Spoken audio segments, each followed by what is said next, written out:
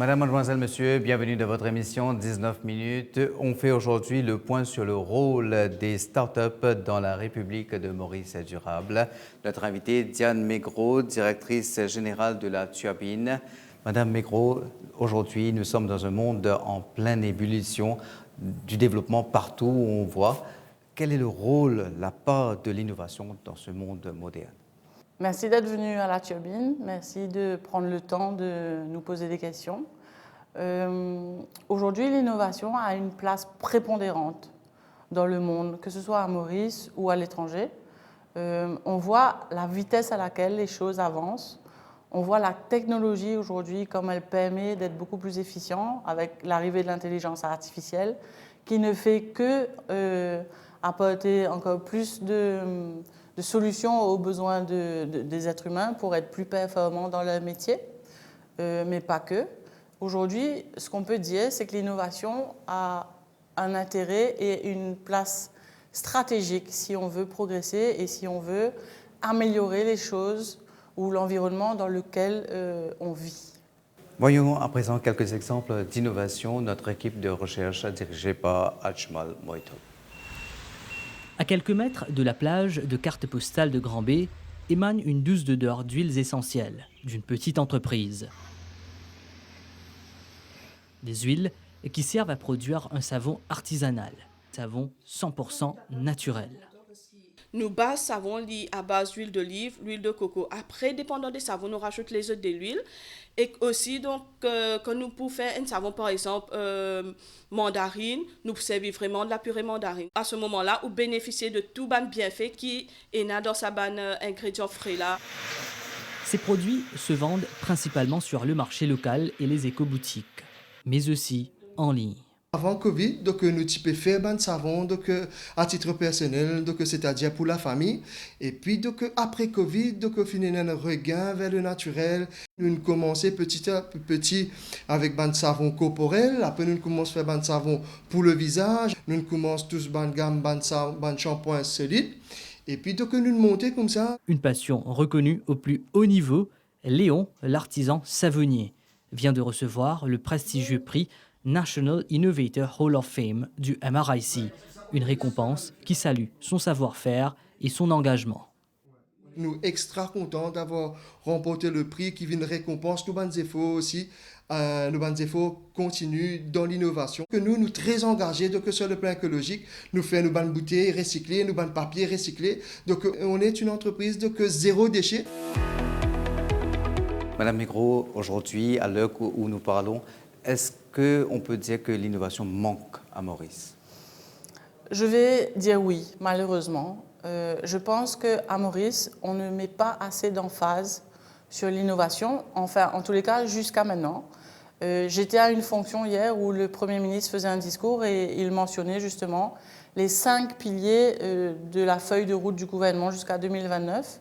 La bonne chose, c'est que la recherche, le développement et l'innovation est en première place dans son plan stratégique. Et je pense que l'île Maurice a besoin vraiment de centrer l'innovation, la recherche et le développement au centre de ses priorités pour nous permettre d'abord de progresser, d'avancer, de trouver des solutions à nos défis économiques, sociaux et environnementaux. Surtout après les défis internationaux et le challenge Trump.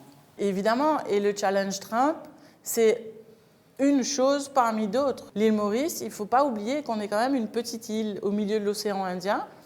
Avec le Covid, on l'a bien vu, mais on voit au fait que dès qu'il se passe quelque chose au niveau géopolitique, l'île Maurice est la première impactée et qu'aujourd'hui, malheureusement, on s'approvisionne beaucoup à travers les importations. Moi, je me bats et c'est ce que j'essaye en tous les cas d'encourager, c'est de pouvoir avoir une économie locale beaucoup plus forte. Et pour ça, notre rôle, c'est d'encourager les entrepreneurs pour que nous développions à Maurice beaucoup plus de projets ambitieux et qu'on puisse répondre à nos propres besoins. Et puisque vous parlez du Premier ministre, écoutons un extrait du discours du Dr Namin Ramgoolam sur l'innovation. We're not called the stone, the key of the Indian nation for nothing. We have a role, we can play that role. The key message to all economic operators is what? Innovate, invest, transform. Countries which succeed, they have emphasized very much research and development. In Mauritius, we have. We have to also look at other technologies, disruptive technologies, including AI, to enhance efficiency. Madame Maigreaud, quel est le rôle, la part des startups dans le monde d'aujourd'hui au niveau individuel, national et international? D'abord, quand on définit une start-up, c'est un projet qui est porté par une personne. C'est un être humain qui, à un moment donné, voit qu'il y a quelque chose qui ne fonctionne pas ou qu'il y a un manque et qui décide de créer une solution par rapport à ce manque ou par rapport à ce problème qui existe. Les entrepreneurs qu'on accompagne à la Turbine, pour beaucoup, ils ont à cœur d'apporter une vraie solution par rapport aux enjeux environnementaux et économiques. Pas juste la vision, un rêve? Oui, c'est bon de rêver. Il faut que l'entrepreneur soit porté par un vrai désir de changer les choses. Parfois, on peut considérer que c'est un rêve, mais c'est important de rêver parce que c'est qu'en rêvant que cet entrepreneur va pouvoir puiser l'énergie et les forces nécessaires pour développer son projet. Je vais citer 2 exemples. Le premier, il s'agit de Sea Life Organic. C'est une start-up qui a pris naissance il y a 2 ans et qui a réussi à lever du capital pour se développer. On sait qu'à Maurice, il y a 500 000 tonnes de déchets qui sont jetés à Marchicose.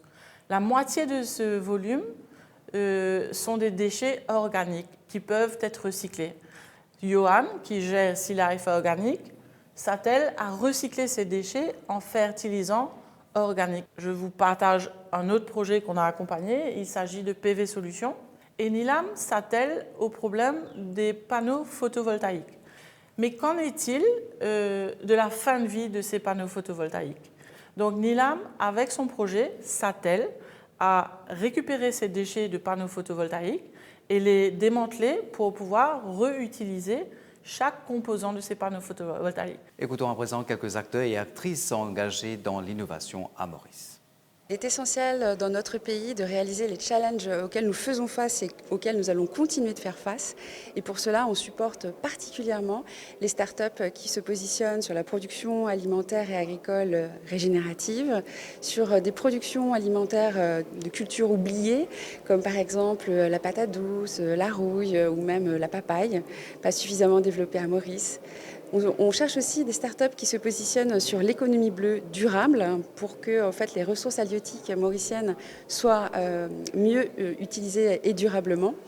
Et finalement, on regarde particulièrement aussi les startups qui s'engagent sur l'entrepreneuriat culturel. Une startup, quand je commence le travail, je besoin, bien sûr, vendre des produits, positionner des produits. MCB, nous créons une plateforme qui s'appelle Punch. À travers Punch, nous aidons mon entreprise pour être plus visible. Quand ils commencent à vendre ce produit avec une grosse entreprise, bien souvent, on travaille à crédit. Nous achetons ces manufactures-là, nous discountons à la hauteur de jusqu'à 80% et ils sont garantis. L'entrepreneur peut gagner sur cash, il peut gagner jusqu'à 80% sur l'argent qu'il est capable de servir dans ce développement business pour capable couvrir ce coût. On a fait une joint venture en 2021 avec un très grand groupe qui s'appelle Saint-Gobain. Qu'est-ce que Saint-Gobain apporte? Saint-Gobain est positionné sur les métiers du bâtiment. D'accord ? À Maurice, plus particulièrement, on fabrique, on développe et on produit des matériaux pour la construction. Toute l'idée derrière, c'est d'arriver à inciter les start-upers à nous apporter des innovations qui pourraient aider l'ensemble, on va dire, de l'industrie du bâtiment à Maurice. À Maurice, on a une problématique de déchets qui se chiffre en tonnes et l'industrie du bâtiment répond avec une réponse en tonnes. Donc, ce n'est pas... It makes sense de venir plug les deux ensemble. Et le rôle de l'innovation et des startups dedans est essentiel pour combler les chaînes de valeur. Il y a des choses qu'on ne sait pas encore faire dans l'économie circulaire, par exemple, ou dans la biodiversité, dans l'agriculture. Et les startups peuvent venir tester rapidement, peuvent venir challenger aussi les corporates quelquefois, et aussi apporter des solutions que ces corporates n'ont pas la flexibilité ou l'agilité de le faire rapidement. La corporate peut amener de la finance, mais aussi son savoir-faire, son exigence en termes de qualité, de sécurité, dont la start-up a besoin d'apprendre de ça. Et la start-up, elle amène l'idée, l'innovation, l'énergie, la jeunesse souvent. Et les deux ont besoin l'un des autres. Madame Mégros, il y a une question du public, une jeune qui nous a demandé quel est l'apport de la formation. OK, start-up, c'est bon. Par exemple, un jeune fait un projet. Souvent, dans le passé, les banques finançaient, mais après, ne venaient pas soutenir. Quel est l'apport de la formation? La turbine a toute sa place parce que pour chaque programme qu'elle offre et à chaque phase de développement d'une start-up, qu'elle soit en phase d'idée ou de développement ou d'accélération, on adapte nos programmes et avec nos coachs et nos facilitateurs, on s'assure à donner un accompagnement et à donner les bases de la gestion d'une entreprise. On propose à présent un projet basé sur l'innovation, l'équipe de recherche dirigée par Ulvashi Bikari-Bunjan. L'usine Eudor est l'un des principaux acteurs de la production d'œufs à Maurice. Forte de son expertise et de son engagement envers la qualité, l'entreprise veille à offrir aux Mauriciens des produits frais, locaux et traçables. Au niveau des convoyeurs, il y a un premier sorting et grading qui est fait pour enlever tout ce qui est les œufs sales, les cracks, etc. Et puis les œufs sont pesés et en fonction des poids, ils sont mis dans les différents packs. Ensuite, les œufs sont empaquetés, mis dans des boîtes. Eudor a établi une collaboration innovante avec la start-up mauricienne WeCycle, spécialisée dans la valorisation des déchets et le recyclage créatif. Auparavant, tous les emballages que vous voyez là étaient en plastique recyclé, importé principalement d'Europe. Et on avait fait la transition entre 2019 et avant 2020, on avait basculé tous nos emballages en papier. Mais ça restait quand même du papier importé et qui n'était pas très, on va dire, écologique d'un point de vue fret maritime. On s'est rendu compte que pour le même nombre d'emballages, que ce soit plastique versus du papier, le papier était plus bulky, plus volumineux, et il nous fallait faire venir 2 fois plus de conteneurs pour les mêmes volumes. On a été approché dans cette même transition-là par WeCycle à l'époque, qui était une très petite boîte. Ils nous ont approchés, ils nous ont dit qu'ils avaient un projet éventuellement de faire des emballages en papier, recyclés, localement. Nous, l'idée ça a été tout de suite pour nous une superbe idée, que ce soit pour nous, que ce soit pour le pays. Le projet était intéressant, donc on a étudié ensemble les différentes facettes de ce business model. Et on est tombé d'accord de s'engager sur une longue durée avec des volumes importants qui pouvaient justifier l'investissement pour WeCycle et qui pour nous aussi, avec des garanties d'approvisionnement dans la durée. Je crois que c'est bon de préciser qu'on a fait la transition, on a commencé à travailler de façon importante avec WeCycle il y a à peu près 2 ans et demi et qu'aujourd'hui, on est arrivé à plus de 85% de nos besoins en emballage issus de WeCycle et issus de cette production locale. Et l'objectif, bien sûr, c'est d'emmener ces 85% à 100% dans un avenir, j'espère, assez proche. Madame Mégros, comment croyez-vous que les startups peuvent collaborer avec les entreprises, les grosses entreprises? Est-ce que c'est naturel ou soit vous faites le forcing? Je vais être honnête, je crois que je fais un peu le forcing, mais je suis convaincue au fait qu'en créant un pont entre les startups et les entreprises existantes, on arrivera à avoir beaucoup plus de solutions à impact, voir le jour et se développer. Il y a un modèle qui existe et qui est de plus en plus répandu. Cela s'appelle le Client Venture Model. C'est un des modèles du venture capital qu'on connaît. Et l'avantage du Client Venture Model, c'est justement que l'entreprise existante est client de la start-up et en étant client, donc lui donne des revenus et permet à la start-up de développer son produit, son service de manière assez autonome. Madame Mégros, justement, il y a une autre question. Quels sont les freins dans cette collaboration entre start-up et entreprise? Est-ce que vous ne croyez pas qu'à un certain moment donné, peut-être l'entreprise ou la grosse entreprise peut considérer le start-up comme rival? Oui, je pense que, et c'est là toute la force d'une start-up, c'est qu'elle a toute l'agilité et la rapidité d'exécution qu'une grosse structure n'a pas. Finalement, quelquefois, on peut avoir une certaine rivalité, mais je pense que pour tout être intelligent, Il faut qu'à un moment donné, on réalise qu'on n'a pas toutes les ressources en interne et que sur certains aspects de l'entreprise, pour certains besoins en termes d'innovation, il vaut mieux laisser la place à des jeunes entrepreneurs qui ont toute l'énergie et toute la motivation pour développer leurs solutions et plutôt se servir de ces entrepreneurs comme étant des vraies solutions à leurs challenges. Les freins, je pense qu'ils existent et qu'ils vont continuer d'exister. Je pense que la solution, c'est vraiment le dialogue et c'est d'être très clair dès le départ sur la relation qui va exister entre les parties et quels sont les rôles, responsabilités et obligations de chacun. Et je pense que si tout se passe vraiment en transparence et avec une vraie volonté de faire émerger une solution à impact, on voit des projets se concrétiser et bénéficier à tout le monde finalement. Est-ce que les investisseurs sont prêts à collaborer, à jouer le jeu? Je pense que les investisseurs seront beaucoup plus aptes à investir dans un projet où il y a déjà une relation étroite entre une start-up et un client. Et je pense que déjà, pour que la start-up arrive à convaincre un client et qu'elle arrive à démontrer que le produit ou le service qu'elle a développé répond à un vrai besoin et qu'il y a un vrai client qui est prêt à payer pour ce service ou ce produit, va rassurer l'investisseur. Et si le marché est intéressant et qu'il y a un vrai potentiel de croissance, l'investisseur obligatoirement va suivre parce que lui, son intérêt, c'est d'avoir un retour sur investissement. Et s'il y a un vrai potentiel et que les chiffres montrent qu'il y a un profit qui est devant et qui est quand même intéressant à 3 ans, 5 ans, 7 ans, l'investisseur va suivre, oui. Madame Maigreau, je peux vous poser une question. Est-ce que la turbine fait la différence? Ishwa, je pense que la turbine fait la différence parce que, objectivement, on a quand même réussi à accompagner et aider plus de 150 projets d'entreprises. Il y a plus de 35 entreprises qui ont été créées avec le support de la turbine. Et je vais vous partager 2 exemples. Sea Life Organic a réussi à lever 20 millions de roupies avec, entre autres, Seed Capital, qui est un fonds d'investissement.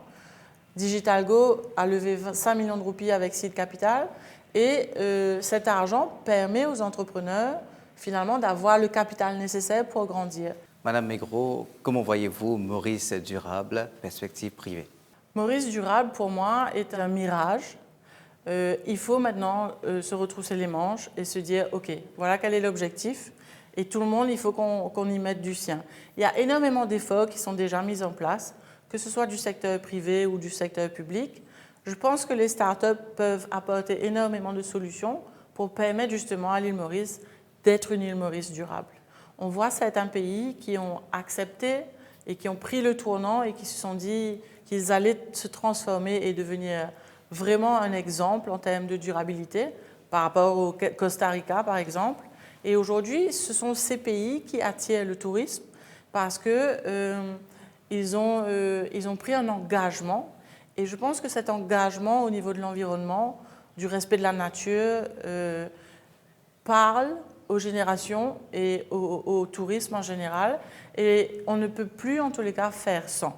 Donc, je pense que l'île Maurice durable, oui, ensemble, on va y arriver, mais il faut accélérer. Merci Madame Maigreau pour toutes ces précisions. C'était Diane Maigreau, directrice générale de la Turbine.